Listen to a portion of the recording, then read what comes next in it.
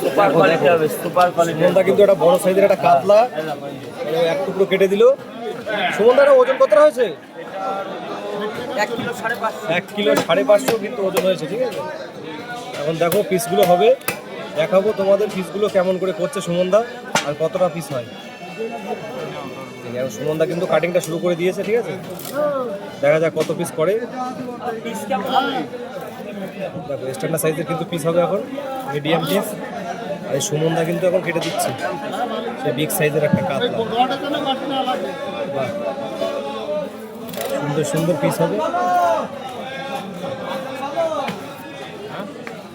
এবার কিন্তু এই পেটিটা কিন্তু কাটিং হবে।